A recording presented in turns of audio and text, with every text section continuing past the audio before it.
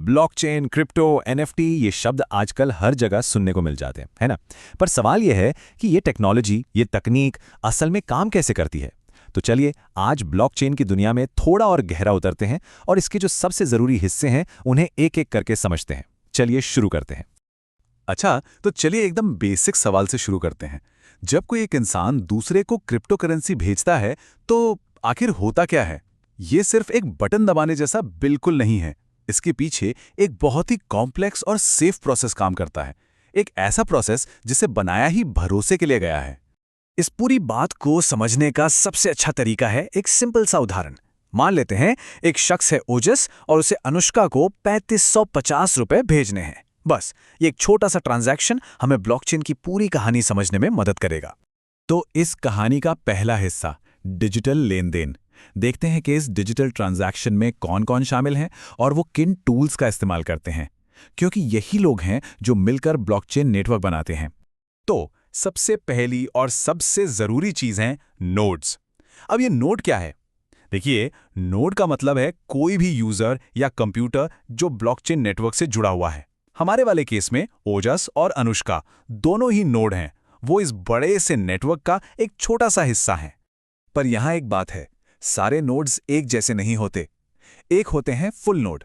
इनके पास ब्लॉकचेन का पूरा रिकॉर्ड होता है, शुरू से लेकर आखिर तक। इससे ये ट्रांजैक्शंस को वेरीफाई कर सकते हैं। लेकिन इसमें बहुत ज्यादा कंप्यूटर मेमोरी लगती है। और फिर दूसरी तरफ है पार्शियल नोड। ये सिर्फ ब्लॉक के हेडर्स, मतलब जरूरी जानकारी रखते हैं। इससे जगह तो बच जाती है, पर ये ट्रांजैक्शंस को कंफर्म नहीं कर पाते। ठीक है, नोड्स तो हो गए। अब अगला जरूरी टूल है वॉलेट। इससे आप एक डिजिटल बटुआ समझ सकते हैं जहां सारी क्रिप्टो करेंसी रखी जाती है। पर इसकी सबसे खास बात है इसकी 2 कीज, मतलब 2 चाबियां। यही 2 चाबियां हैं जो इसे सिक्योर बनाती हैं और ट्रांजैक्शन करने में मदद करती हैं। इसको समझने के लिए ना सबसे अच्छा उदाहरण है ईमेल का। जो पब्लिक की है वो बिल्कुल ईमेल एड्रेस जैसी है। ये किसी को भी दे सकते हैं पैसे रिसीव करने के लिए। वहीं जो प्राइवेट की है वो पासवर्ड की तरह है, एकदम सीक्रेट। इसका इस्तेमाल पैसे भेजने के लिए होता है और इसे कभी भी किसी के साथ शेयर नहीं करना चाहिए। ये बहुत जरूरी है। अब जैसे नोट्स के टाइप थे, वैसे ही वॉलेट भी 2 तरह के होते हैं। एक होते हैं हॉट वॉलेट। ये हमेशा इंटरनेट से कनेक्टेड रहते हैं, तो रोजमर्रा के छोटे मोटे लेन देन के लिए तो ठीक है, पर हैकिंग का खतरा ज्यादा रहता है। और फिर आते हैं कोल्ड वॉलेट। ये ऑफलाइन होते हैं, मतलब इंटरनेट से दूर। तो अगर लंबे समय के लिए बड़ी रकम रखनी है तो ये सबसे ज्यादा सुरक्षित माने जाते हैं। ठीक है, तो अब हमारे पास ट्रांजैक्शन करने वाले लोग हैं, मतलब नोड्स, और उनके पास टूल्स भी हैं, मतलब वॉलेट्स। लेकिन इन सारे लेन देन का हिसाब किताब कहाँ रखा जाएगा? और बस यहीं पर कहानी का दूसरा हिस्सा शुरू होता है, वो रिकॉर्ड बुक जो कुछ नहीं भूलती। इस रिकॉर्ड बुक को कहते हैं लेजर। ये पूरे नेटवर्क का ऑफिशियल रिकॉर्ड है, एक डिजिटल बही खाता जहां हर एक ट्रांजैक्शन को दर्ज किया जाता है। और ये लेजर ही ब्लॉकचेन की रीढ़ की हड्डी है। और इस लेजर की 3 बहुत खास बातें हैं जो इसे इतना पावरफुल बनाती हैं। पहली, ये डिस्ट्रीब्यूटेड है, मतलब इसकी हजारों कॉपीज नेटवर्क के हर फुल नोड के पास होती हैं। दूसरी, ये पब्लिक है, मतलब कोई भी इसे देख सकता है, ट्रांजैक्शंस को चेक कर सकता है। और तीसरी, सबसे जरूरी, ये इम्यूटेबल है, मतलब एक बार जो इसमें लिख दिया उसे कोई बदल नहीं सकता, कोई डिलीट नहीं कर सकता। तो ट्रांजैक्शन हो रहे हैं, उन्हें लेजर में रिकॉर्ड भी करना है। पर सबसे बड़ा सवाल यह है कि अगला रिकॉर्ड कौन लिखेगा? हजारों नोट्स में से ये मौका किसे मिलेगा? और यहीं से एक बहुत ही दिलचस्प रेस शुरू होती है। मिलिए माइनर्स से। ये कुछ खास तरह के फुल नोड होते हैं जिनके पास बहुत पावरफुल कंप्यूटर्स होते हैं, और ये सब एक दूसरे से एक बहुत मुश्किल मैथमेटिकल पहेली को सुलझाने के लिए रेस लगाते हैं।